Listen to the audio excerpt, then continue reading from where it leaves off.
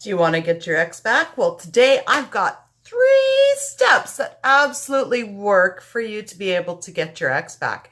And by the way, I know this works and I expect an invitation to the wedding. So let's get started. Amanda here from createyourfuture.co. I am a counselor and a life coach, as well as a certified law of attraction coach. And today we're doing part 2 of Everyone is You Pushed Out. Perception is projection. Everyone's a mirror, reflection of you. So that's what we're talking about. And this is Get Your Ex Back edition. So it's a great video. If you haven't already subscribed, subscribe now and hit the bell icon, because I do put out new videos every Wednesday and Sunday.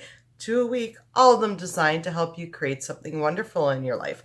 So are you ready to get your ex back? Now, recently I helped somebody on one of the forums that I'm a part of, and they've been trying to get their ex back for 4 months. And after speaking with me for only 2 weeks, they were able to get their ex back. And this is what they did to do it. So are you ready? I've got 3 steps for you. I've written them down, as I like to be prepared. And yeah, we're going to get right into it. So step 1 is, we know that our thoughts create. Our thoughts create everything in our life, and that includes how we experience our interactions with other people. That's what they mean by everyone is you pushed out. You know, everyone's a mirror. Everyone is a reflection of you. Yes, everyone reflects your thoughts back to you. So if you think so-and-so is worried about this or da-da-da-da, then they are. Actually, just the other day, I was worried about a pimple on my lip, and sure enough, I'm like, oh my god, I'm like, someone's gonna notice this. And then sure enough, I was out with some people and she was like, what's that on your lip? She's like, is it? I was like, oh my god, right? I'm like, there you go, creating away, Amanda, right? So yes, everyone's a reflection of you, and they reflect back what you think. So step number 1 is to admit, whether you were the dumper or the dumpee, that you created it, okay?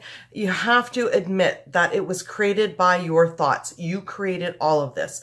By admitting that you've created all of this, even if you were the one dumped, that puts you from a position of being in a desperate sort of, oh my God, I want them back, and a no self-esteem position to a, hey, wait a minute, I created this so I can change it sort of a mindset.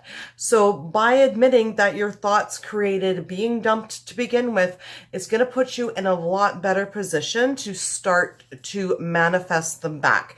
Because manifesting something back from a position of having low to no self-esteem, thinking that you're not good enough and it happened for some reason and you're not sure why, isn't really going to work. You need to be in the position where you're confident. So yeah, okay, you know what? I got dumped. I created it. I get it. Done.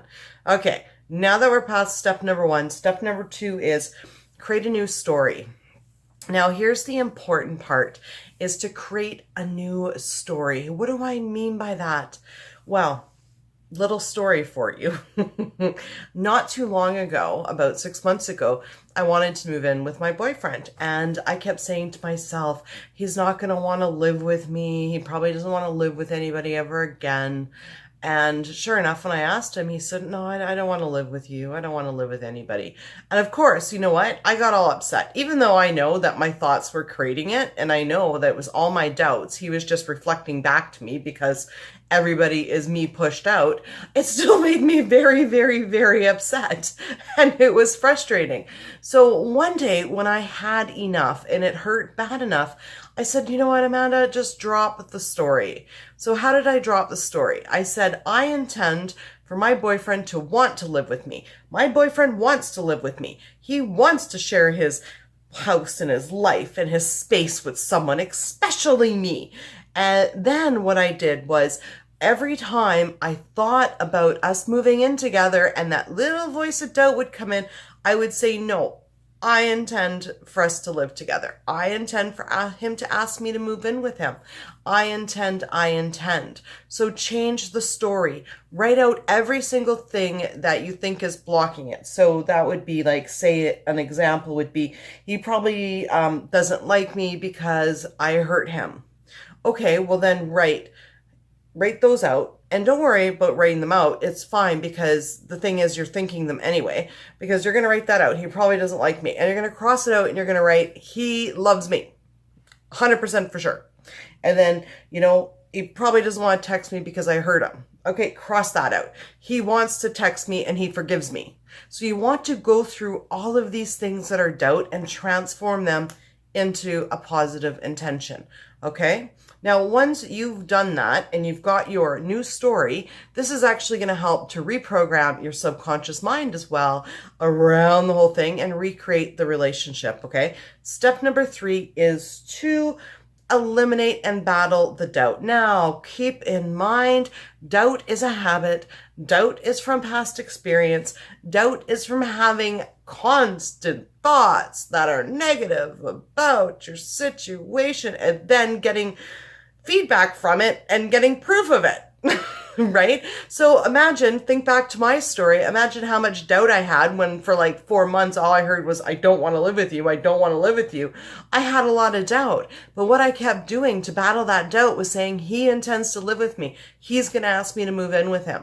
And just keeping on that. Every time I had that little voice of doubt, let's say doubt's on the shoulder, every time I had this little voice of doubt come in here, I would turn around and say, no, you know what? He definitely wants to live with someone. Why would he want to live alone his whole entire life? He definitely wants to live with me. So I just made sure that I made the positive voice of intention louder and more often than the voice of doubt. And that's how you really eliminate doubt. So go through it every day. Every time you think about your situation with your ex, make sure it's positive. He's going to call me. He's going to ask me back out. He's going to reach out to me and say that he wants to see me again. Something. I'm going to run into him at the supermarket, have coffee, find out he's single, and everything's going to be fine. Create it the best for yourself, because you know what? The thing is you're already creating what you're experiencing out there from other people. Start creating it for yourself. Start creating it in your own favor, because you have the power to do that. You can have your ex back. You can have anything that you want in this life. Now, I know I tried to put a lot of information into a very short video. So please, if you do have any questions or concerns, my contact information is down in the description below. My email's there. And actually, you can also comment on this video or find me in any of the forums that I frequently hang out in. Anyways, you know what? Create something wonderful for yourselves. You definitely deserve it. And thank you for liking, commenting, and subscribing. And yeah, have a wonderful week. Talk to you later. Bye-bye.